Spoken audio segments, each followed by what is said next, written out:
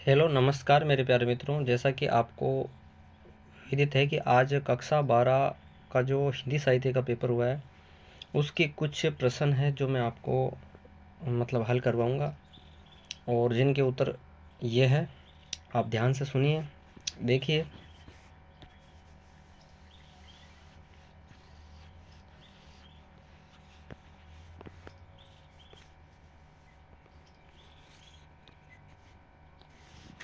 जैसा कि ये पहला प्रश्न आया है अपठित गद्यांश वाला, तो इसमें पहला प्रश्न ये है कि उपयुक्त गद्यांश का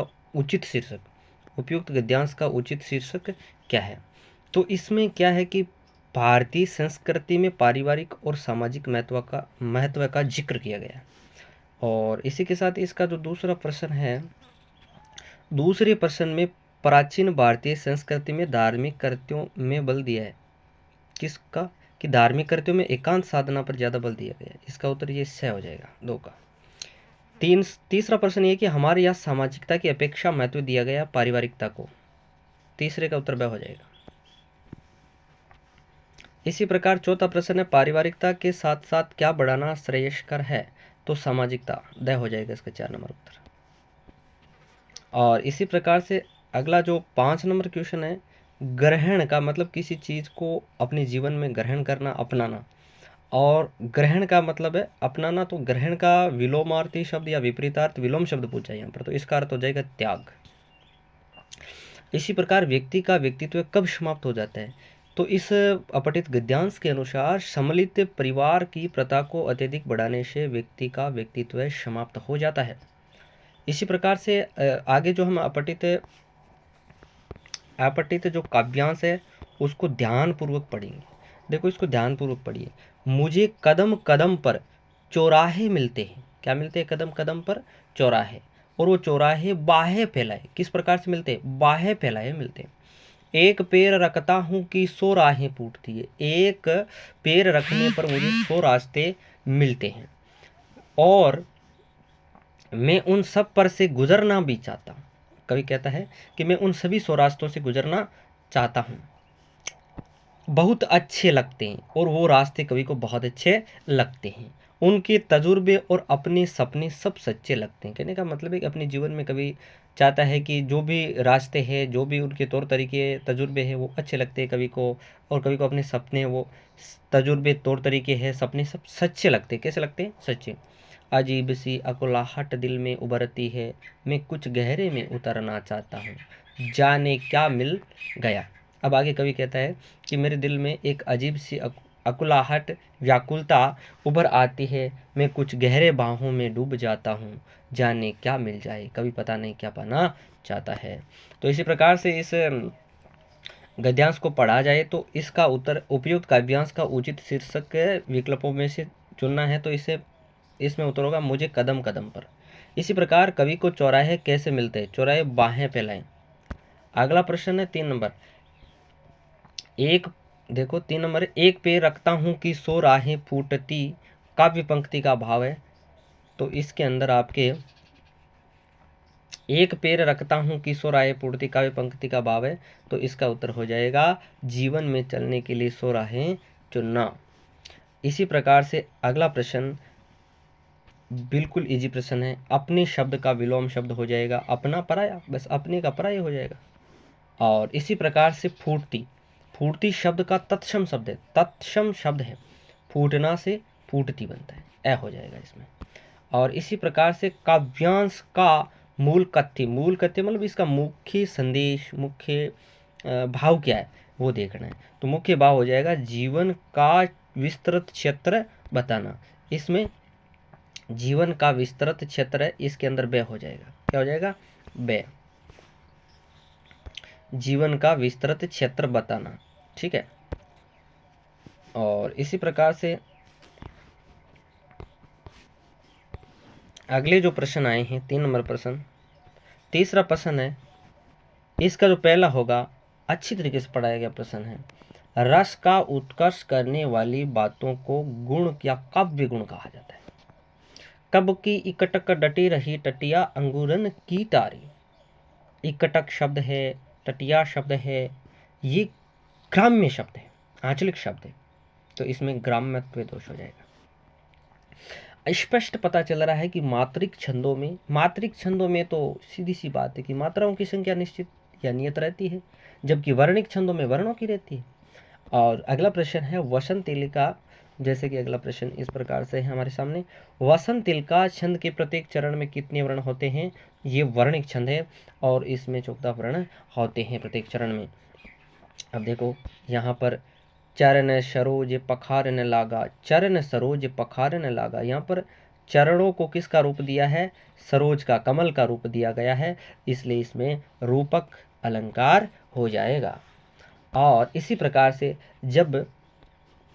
जब दो वाक्यों में बिंब और प्रतिबिंब भाव हो, मतलब दृष्टांत, एक बात से जब मिलती जुलती यानी एक बिंब से मिलता जुलता जब दूसरा प्रतिबिंब उसका बने, तब उसे हम दृष्टांत अलंकार कहते हैं।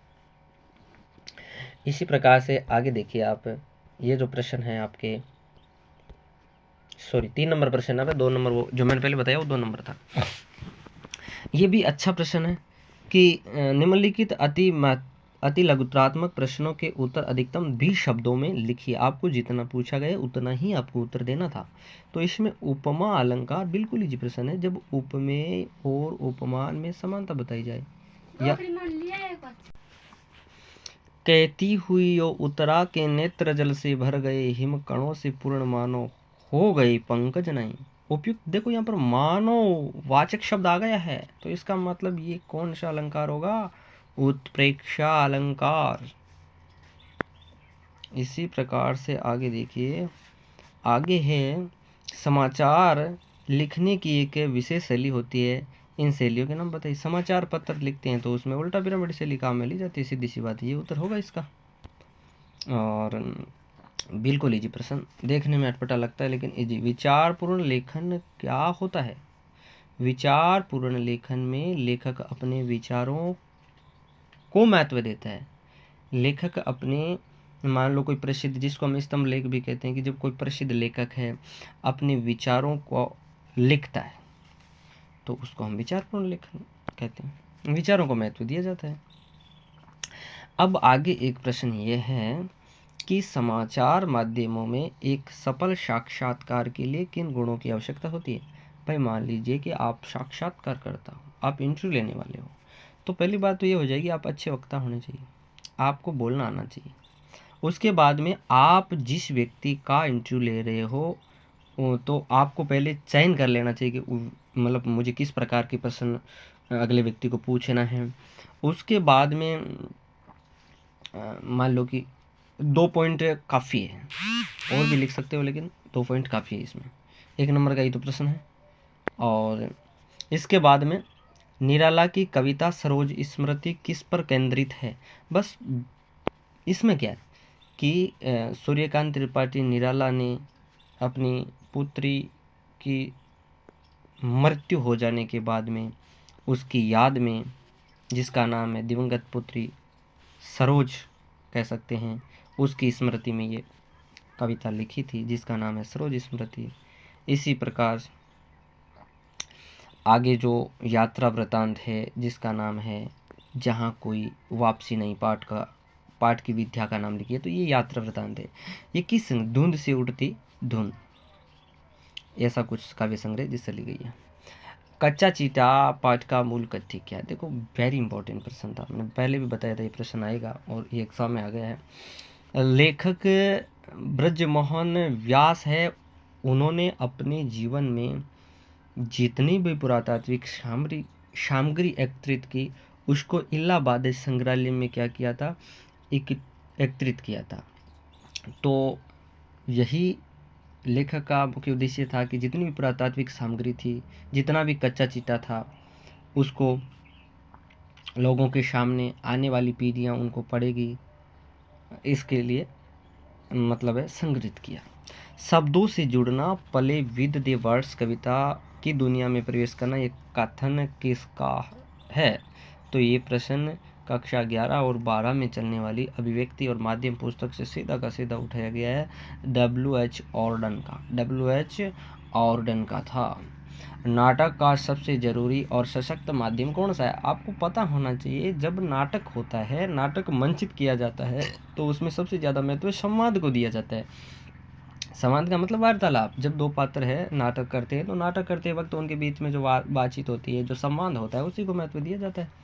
इसी प्रकार से अगला प्रश्न है, किसी कहानी का केंद्रीय बिंदु क्या होता है? जैसे कहानी में बहुत सारे होते हैं, कहानी का केंद्रीय बिंदु कथानक होता है। कथानक के इर्द गिर्द ही कहानी घूमती रहती है। आगे देखो, ये पहचान कहानी में राजा को कैसी प्रजा पसंद है? राजा को बहरी, गूंगी, अंधी प्रजा पसंद है। यही उत्तर था। छोटा सा प्रश्न है। इसके बाद में अगला प्रश्न देखिए।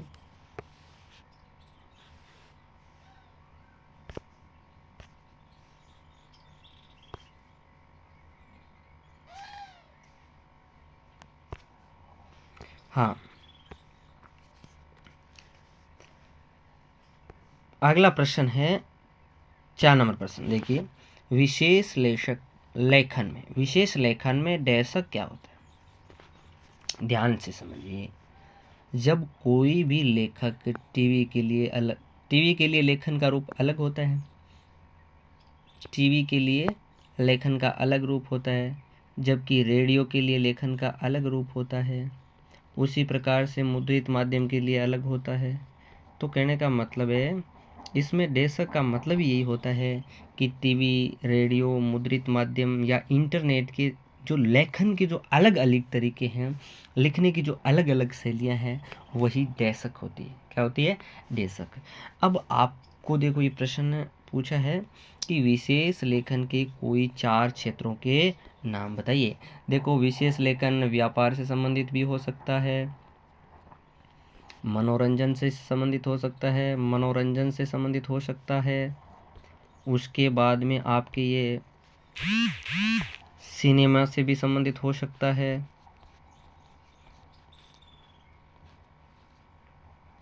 और मान लो व्यापार, कारोबार, मनोरंजन, सिनेमा।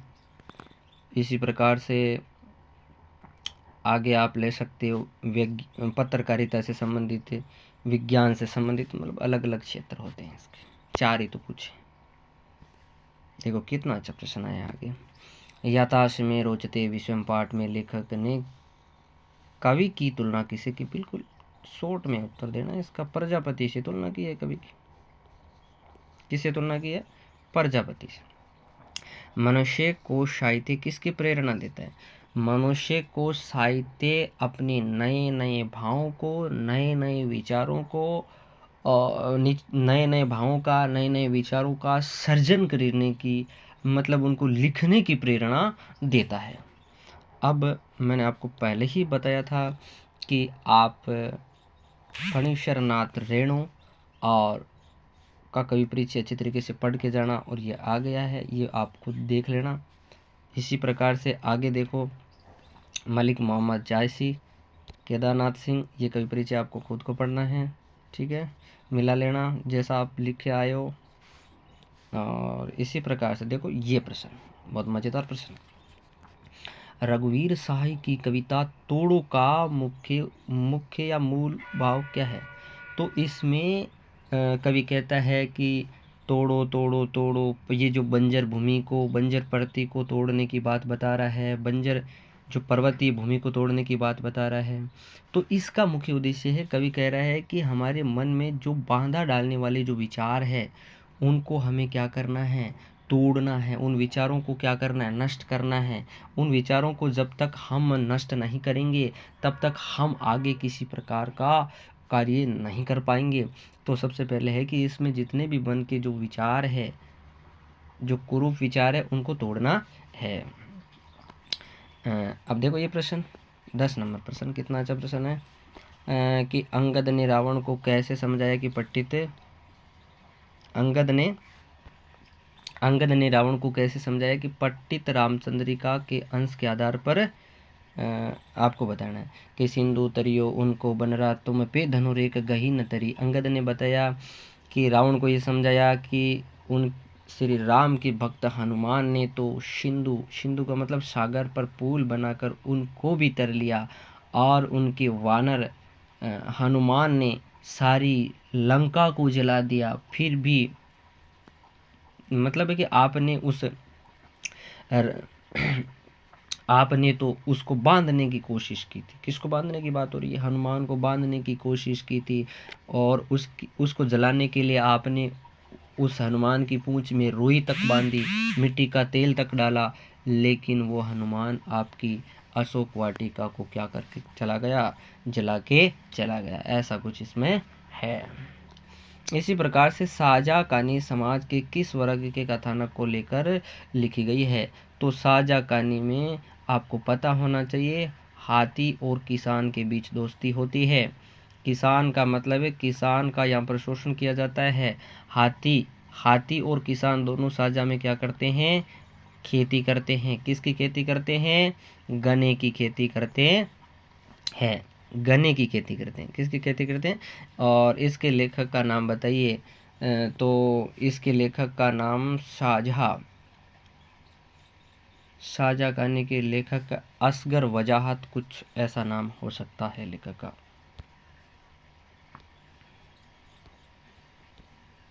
इसी प्रकार से आगे देखिए, झोंपड़े के जल जाने का दुख न था, बर्तन आदि जल जाने का दुख भी न था, दुख था उस पोटली का। उपयुक्त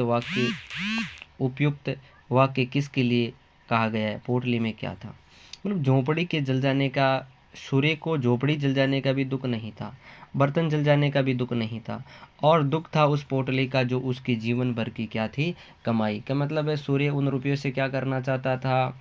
मतलब है कि अपने पितरों का पिंडदान करना चाहता था, मितवा की शादी करना चाहता था, गांव में कुआं बनवाना चाहता था।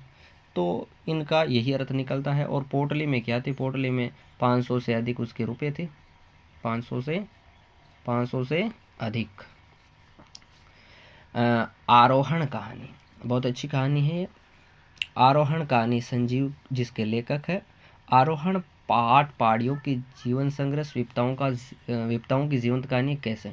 कहने का मतलब है आरोहण कहानी में वहाँ किस प्रकार से लोग मतलब है कि सर्दी में गर्मी में जूझते रहते हैं, किस प्रकार की कठिन डगर है, किस प्रकार के कठिन रास्ते हैं, किस प्रकार से भूप सिंह मतलब अपनी विपदाओं की जीवंत कहानी। विपदाओं का मतलब है कि भूप सिंह का पूरा परिवार है, एक बार भूसंकलन होने की वजह से उस पहाड़ की गोद में समा जाता है। उसके जिसमें दादा है, जिसको पाठ में बाबा कहा गया है, बाबा है, माँ है, और उसके जानवर है या पशु कह सकते हैं, वो भी उस पहाड़ के नीचे दब जाते हैं। कितनी विपदाओं के बाद है वो अपन पहाड़ के ऊपर जाकर मतलब है ऊपर जाता है, वहाँ की ज़मीन को समतल करता है और फिर खेती शुरू कर देता है। एक नदी को मोड़कर उसमें खेती करता है, और एक पत्नी होती है जिसका नाम, पहली पत्नी का नाम होता है सेला से शादी करता है। उससे एक पुत्र होता है जिसका नाम महीप होता है। और इसी प्रकार से आगे जैसे बताया गया है कि भाई वो सेला क्या करती है, एक बार एक पास में जो नदी बह रही है उसमें कूद जाती है, मर जाती है। उसके बाद में महीप उसका साथ छोड़कर चला जाता है भूप सिंह का। उसके बाद में वो दूसरी पत्नी लेकर आता है। तो ये विपदाओं से भरी कहानी है, और एक बार आप खुद पढ़ लेना।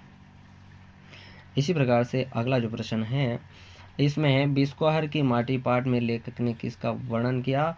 बिस्कोहर की माटी पाट में लेखक ने अपने गांव की जो सभ्यता है, जो संस्कृति है, जो वहाँ की बोली है, जो वहाँ की मिट्टी है, वहाँ की जो नदी नाले हैं आदि का वर्णन किया है। इसी प्रकार से अमेरिका की खाऊ उजाड़ू जीवन पद्धति ने दुनिया को कैसे प्रभावित किया? इसका मतलब ये है कि जब हमारे देश में बड़ी बड़ी बहुराष्ट्रीय कंपनियां औद्योगिकरण के दौर में यहाँ पर स्थापित हुई, तो कहने का मतलब है आज पूरी दुनिया में अगर कोई वातावरण को दूषित कर रहा है तो उनमें यूरोपीय देश और अमेरिका का नाम महत्वपूर्ण रूप से लिया जाता है। तो इसी प्रकार से ये मतलब है कि प्रकृति को नष्ट करती है।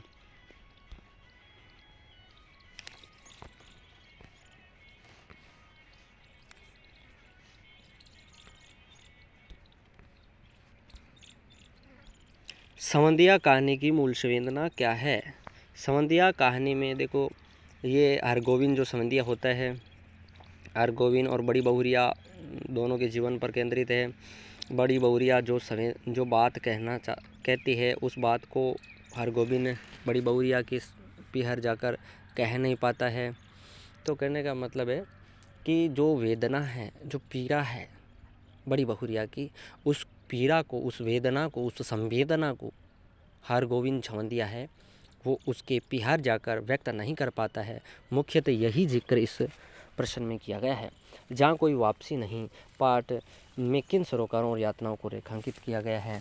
कहने का मतलब है जहाँ कोई वापसी नहीं जो पाठ है, इसमें लेखक ने ये एक यात्रा वृतांत है। इसके अंदर ना अमझर नाम का गांव होता है। वो गांव पहले एकदम वहाँ पर पेड़ों से आम झरा करते थे। आज वहाँ पर औद्योगिकरण की चपेट में सब कुछ तहस नहस हो गया है। इस प्रकार से इसका उत्तर होगा। देवसेना का गीत का मूल कथ्य स्पष्ट कीजिए। देवसेना का गीत है, इसके अंदर है ना, देवसेना स्कंदगुप्त को बहुत चाहती है, लेकिन स्कंदगुप्त क्या करता है, जो विजया नाम की लड़की है, धनकुबेर की पुत्री, उससे प्रेम करता है। और जीवन के अंतिम मोड़ में, मतलब पहले देवसेना उसके पास शादी का प्रस्ताव लेकर भी आती है, लेकिन उस समय वो शादी के प्रस्ताव को ठुकरा देता है। क्यों ठुकराता है? वो चाहता है कि विजया मेरे से शादी कर लेगी, लेकिन विजया तब तक किसी अन्य से शादी कर लेती है।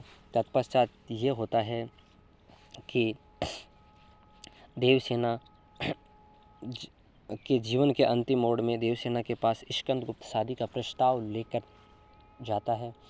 तब तक